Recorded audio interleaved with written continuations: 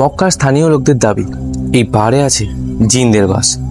হ্যাঁ, আজকে কথা বলবো জিনদের নিয়ে।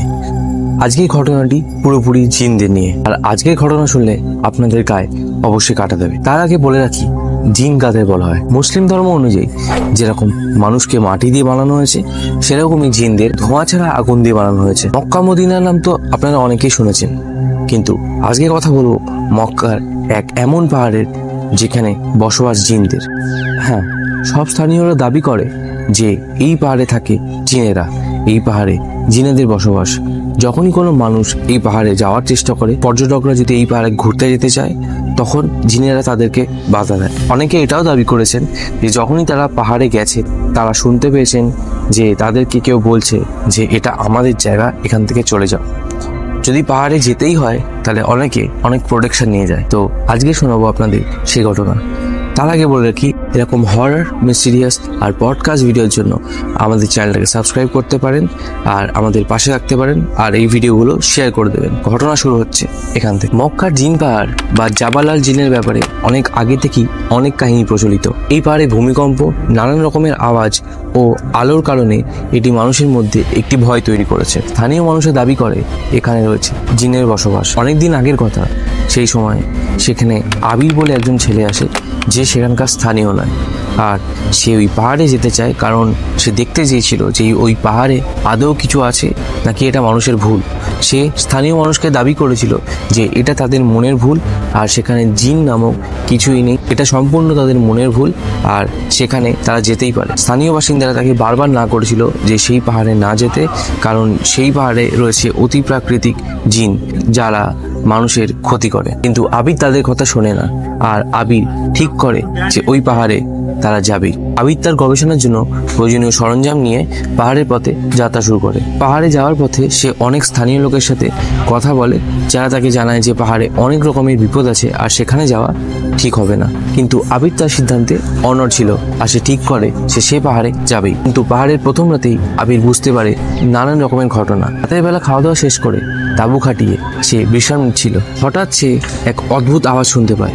তার মনে হচ্ছিল কেউ যেন তাকে ডাকছিল। তখন আবির তার টর্চটা জেলে চারিদিকে তাকায়, কিন্তু সে কাউকে দেখতে পায় না। আর এবার মনে হয় তার তাঁবুর চারিপাশে কোনো অদৃশ্য শক্তি ঘোরাফেরা করছে। সে বারবার টর্চ জ্বালিয়ে দেখার চেষ্টা করে, কিন্তু কিছুই দেখতে পায় না। এই ঘটনাটি আবিরকে খুবই ভয় পাইয়ে দেয়, কিন্তু সে ঠিক করে যে সে তার গবেষণা করবেই, সে এখান থেকে যাবে না। পরদিন সকালে আবির পাহাড়ের আরো গভীরে প্রবেশ করে আর একটা প্রাচীন গুহা আবিষ্কার করে। গুহার প্রবেশদ্বারটি ঢাকা ছিল অর্ধেক, কিন্তু আবির সেটাকে পরিষ্কার করে গুহার ভেতর প্রবেশ করে। গুহার ভেতরে সে অনেক প্রাচীন লিপি এবং জিনিসপত্র দেখতে পায়। লিপিগুলো আরবীয় ভাষায় লেখা ছিল, কিন্তু এই প্রতীকগুলো বা লিপিগুলো যখন সে দেখে, সেখানে সবকটা লিপিতেই জিনদের অতি প্রাকৃতিক শক্তি ও তাদের এখানে থাকার প্রমাণ পাওয়া যায়। গুহার ভেতরেও আবির এক অতি প্রাকৃতিক ঘটনার সম্মুখীন হয়। গুহার মধ্যে সে দেখতে পায় গুহার ভেতরে খোদাই করা সেই প্রতীকগুলো যেন জীবিত হয়ে যায়, এবং অদ্ভুত আলোর ঝলকানি দেখতে পায়। সে গুহার আরো ভেতরে প্রবেশ করতে চায়, আর প্রবেশ করার সাথে সাথেই সে দেখতে পায় তার সামনে এক বিশাল ছায়ামূর্তি।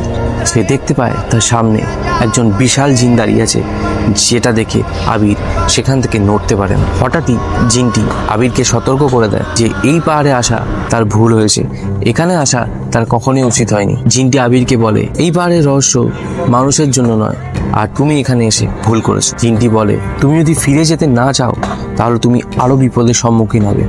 আবির এই কথা শুনে পুরোপুরি ভয় পেয়ে যায়, কিন্তু এই কথা শোনার পর তার এটাও মনে হচ্ছিল যে সে আরো দেখবে, এই পাহাড়ের ব্যাপারে আরো জানবে, এবং তার মনে একটা ইন্টারেস্ট জেগে ওঠে। আবির জিনের কথা না শুনে আরো গভীরে গবেষণা চালাতে শুরু করে, কিন্তু হঠাৎ করে কিছুটা যাওয়ার পরে সে আবিষ্কার করে যে সে পথ হারিয়ে ফেলেছে। পাহাড়ের পথগুলো অদ্ভুতভাবে পাল্টে গেছে, এটা তার চেনা পথ নয়, আর কোনো অদৃশ্য শক্তি যেন তাকে নিয়ন্ত্রণ করছে। এবার আবির বুঝতে পারে যে এই পাহাড়ের জিনেরা তাকে আটকে রাখতে চায়, আর আবির সেখান থেকে পালানোর চেষ্টা করে। এবার আবির পাহাড়ে না থাকতে চেয়ে সেখান থেকে পালানোর চেষ্টা করে, কিন্তু সে দেখতে পায় চারিদিক থেকে অনেক জিনেরা তার সামনে উপস্থিত হচ্ছে একে একে, এবং তাদের সেই অট্টহাসি শুনে আবির ভয় পেয়ে যায়।